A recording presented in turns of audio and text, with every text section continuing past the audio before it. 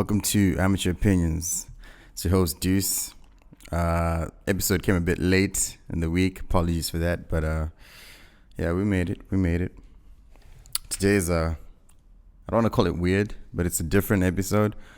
I do these from time to time, just a solo episode, just by myself, and then we just chat. You know what I mean?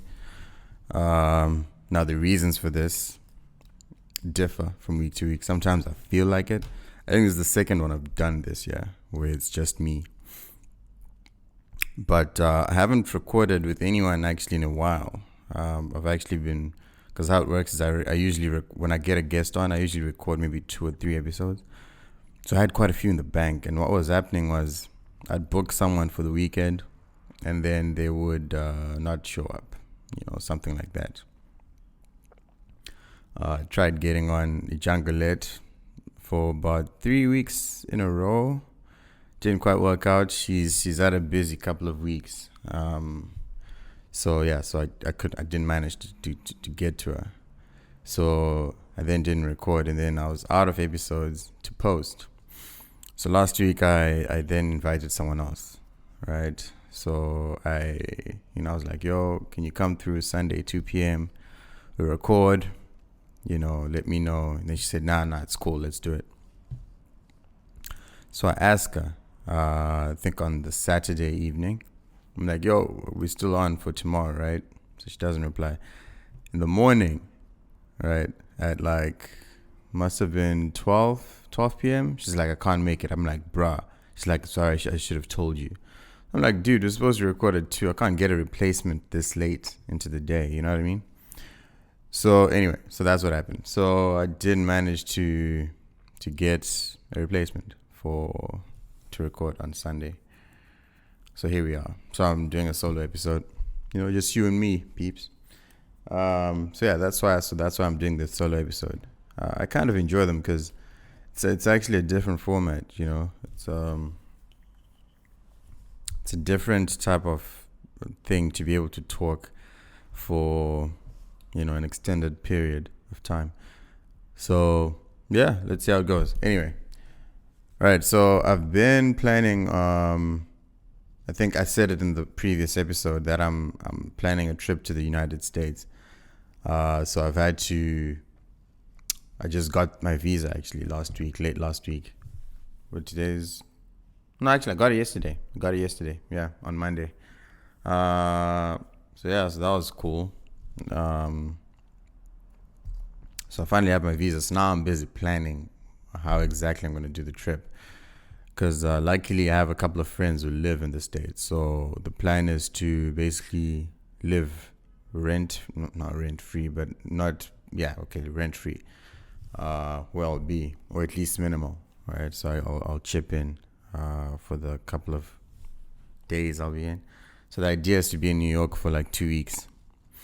And then because I'm going to be working remotely, so I think while I'm there I'm not mostly working because the time zones are different, but it doesn't really matter. It's just about me doing my work. So the idea is I work and then sightsee during the day, work at night, work in the morning.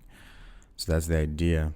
So and then I'm also going to visit Oklahoma, which is where one of my best friends lives. So I'm going to check him out there, stay for a couple of days, and then hopefully check out a place like Miami. I'm still there to decide which place in Florida I'm going to go to, whether it's Orlando or Miami. I'll see. But that'll be for a couple of days, and then I'll go to Dubai where my brother stays just for a few days again, and then come back home. So that's the idea. So, but planning really, really sucks, which gives travel agency companies hope that there are people like me who would not want to, plan things to the detail. But I still need to know what dates I'm going to travel. And once I know that, booking is a formality at that point. I'm just going to use Emirates and go, I think it's the cheapest one from my research so far. So that's going to be cool. So wish me luck. Right, so I'm going to segue to this and talk about football. Now, that's, if you know me, that's a passion of mine. Love watching football, love talking football.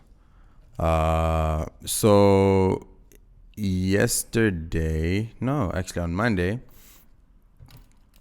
there was a United game. Okay, so United played Wolves, and Pogba missed a penalty that could have won United the game. Now, before this happened, just to give you some context, the week before, United had a penalty as well.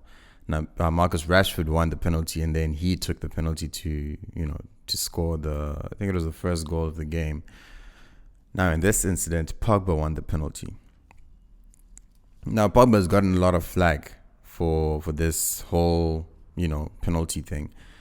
Now, if we go back to the Chelsea game where Rashford scored the penalty, what actually happened was Pogba had the ball, okay, to take the penalty. Once the penalty was conceded, and then he actually threw the ball to Marcus Rashford. Right now, this means that I reckon the whole truth of the matter is Pogba, because I think Pogba has gotten this treatment because he's our best player, or outfield player at least. He wants to leave and all that stuff, so he's been treated very, with, I don't know how to explain it, but they're basically preferential treatment in a way, but walking on eggshells, it kind of feels like. And he's the senior of the young players, right? So it's a matter of, he was the penalty taker and he actually gave Marcus Rashford to take it. Marcus Rashford hit blind of a penalty, goes in, and then Pogba, that is, gave the ball to him. So now the next week follows. He wins the penalty. Pogba says, okay, I'll take this one. Okay. Now, a lot of people are saying Rashford should have taken it because he scored the first penalty, but I'm actually not sure if he was the number one penalty taker. Right? So, I don't know. It's a bit weird. So, it's a tough one, man. It really is a tough one because who's the number one taker? Solskjaer says both of them are the number one takers and they choose between themselves during the game, which then creates headlines like these, you know what I mean? So I reckon from now on, I think Rashford will be taking the penalty because Pogba has missed 5 of his last 12 penalties, right? So that's definitely not a good record. Rashford is yet to miss a penalty. So I think from now on, Rashford will be taking penalties, which brings me to this, which is fantasy football. Now, for people who play fantasy, if you have a player who takes penalties for their team, that's a big plus. And United has won 2 penalties in 2 games. Right? So they have fast players, tricky players, guys like Daniel James who has blinding speed and can easily draw fouls in the penalty box. And then you have tricky players like Pogba and Rashford. Right? So this is Rashford is a sleeper in a way, because say he takes the penalty on Monday, all of a sudden he has a goal and an assist. You see what I'm saying? So I reckon if you have Rashford in your team, I think you'll be good. Martial is classified as a midfielder, and as a midfielder that scores goals, since he's playing as a striker, I think that he's also another one who you can't not have in your team. But then having 2 United attackers in your team, some people might say it's not a good idea, but if you look at their price, then you see that it's actually not a bad investment. Martial is 7.6 now, Rashford is 8.6. So I think if you're playing fantasy, you actually want to have Rashford and Martial in your team because they're mid-price assets in a big team and an offense that seems to be functioning pretty decently. Right, so that's for fantasy, and then you look at Pookie. Pookie is standard. You just have to have him in your team. He's cheap. He's literally Norwich's offense. In terms of attacking, everything goes through him, or rather ends with him. So he's definitely one guy you want to have in your team because of his pricing. He's basically this year's Jimenez. I think. And he might score you. He could easily get to 15. He's already on 4, So he can easily get to 15 goals, 16 goals. And for that price, that's definitely a must-have in your team. And then you have Cantwell, who's also the guy who plays on the wing for Norwich. 4.5, get him in your team. Usually 4.5 million type of players don't play at all. So if you can get a 4.5 for players and actually performs, that's the guy you want in your team. Right? Sterling, 100%. Have to have him in your team. I have him as my early lead for player of the season. That's a bit early, obviously, because De Bruyne is also killing it. But in terms of top scorer, he might actually be the top scorer. Salah hasn't quite looked like himself. Missing gilt-edged chances. Mane, also another guy who you save $1 million if you have Mane instead of Salah. Although Salah has set pieces and penalties to his advantage. So that's where the extra mil comes in, So it's a kind of a tough one in terms of who to have in your team. But you have to make a decision, And so and then at the back you have United's D is actually looking pretty solid, with Maguire and Wan-Bissaka in there. So I would say put in Wan-Bissaka in your team. If it wasn't for the worldie that Wolves scored on Monday, they would have had 2 cleans in 2 games. So I think they're defending pretty well. Set pieces, they're defending pretty well because of Maguire now. He's a presence in the box. So he's a guy a United defender is definitely a person you want. All of them are 5.5. So it's not too bad. A lot of people were doubling up on Liverpool, but that hasn't quite worked out yet. So I would keep one defender. My defender of choice is Trent Alexander-Arnold. He's definitely a guy you'd want in your team because attacking-wise, he's absolutely brilliant. He crosses really well. He takes corners, takes free kicks, set pieces. So that's the guy you have to have in your team. He's a better version of Marcus Alonso in terms of in defensive output as well as the team. Then for Chelsea has even cheaper options in attack. But I think the guy to watch would be Mason Mount, 6 million. Gets a lot of chances. His finishing isn't quite up to scratch. Gets a lot of chances. He's playing as a number 10. So he has a good strike on him. I think he's one to watch as a Chelsea option in your team. And he's cheap. 6 mil. That's nothing for a Chelsea attacker.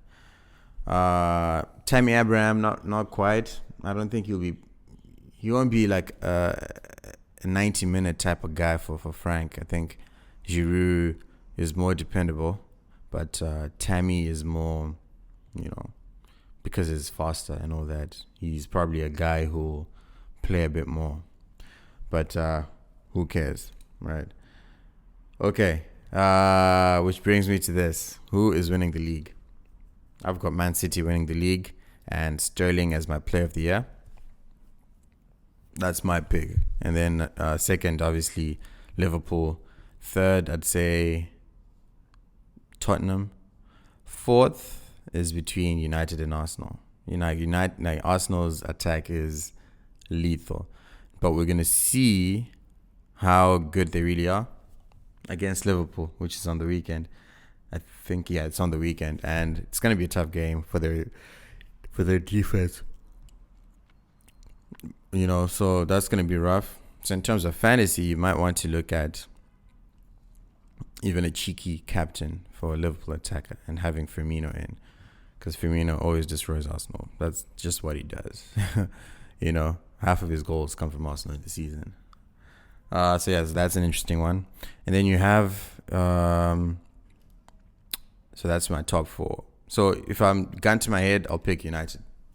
Call me biased, but I'll pick United because they're better defensively and their attacking is probably not as lethal as Arsenal's, but good enough to be a top offense, especially with Pogba in the team. So player of the year, Sterling. top scorer.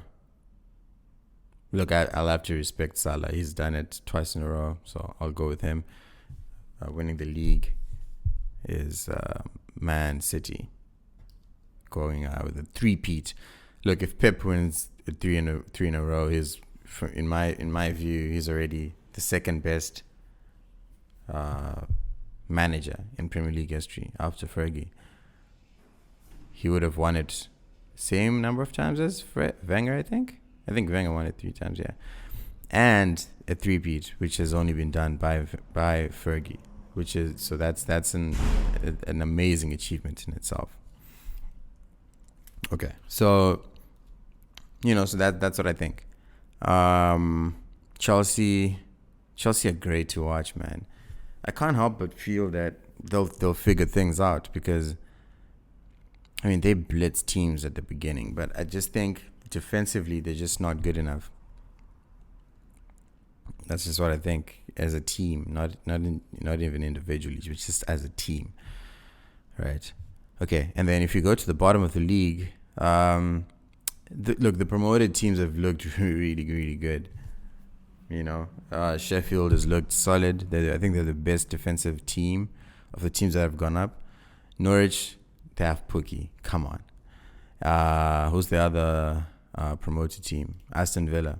I actually haven't watched Aston Villa, but if I was to guess, I think they're the worst of the bunch. So I'd have probably Norwich at the top, Sheffield, then Aston Villa. So in terms of teams going down, look, this team, Brighton and Hove, they got this guy called Trossard, and he has looked pretty good the one game he's played. He got so many chances, and you can see his could have scored a brace if it wasn't for VAR. So I think he's definitely one to watch for fantasy, Trossard. And Brighton, I think they've actually improved because of that. Scoring goals was a big problem of theirs, but that Trossard signing is proving, I reckon, to be a very useful signing that will help them get to where they need to be. So I think they will survive, 100%. I mean, which teams haven't looked good? I'm not quite sure who I'd take for the drop. So for starters, I'd say Aston Villa will go back down. But I think Norwich and Sheffield, maybe Sheffield, I don't know. Sheffield will be down there. But I think Norwich definitely survives. It'd be sad to see Aston Villa go back down, man, because it's that team that wasn't supposed to go down, and it's great to have them back. They're a classic Premier League team. So it'd be great for them to stay.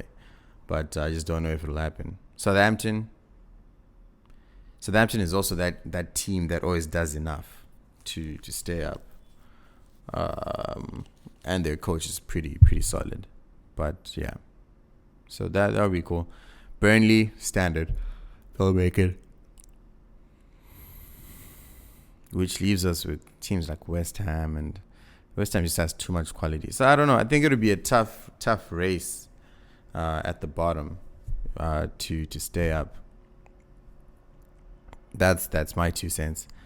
But yeah, look, thank you guys if for sticking around to the end of the episode. Appreciate it. Yeah, I think I'll see you guys next week. I'll have a great next guest. I'm having Tsako on. He's a great guy. Very smart, very grounded, focused. So I'll have a chat with him about his company, Jonga. That's what we'll talk about, and then we'll talk about a few other things, just about life, So have a chat.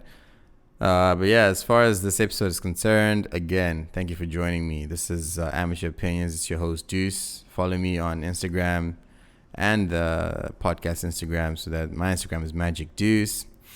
The podcast is called Aamteur Opinions. That's our handle, Aamteur_opinions on Instagram. Check us out on Twitter.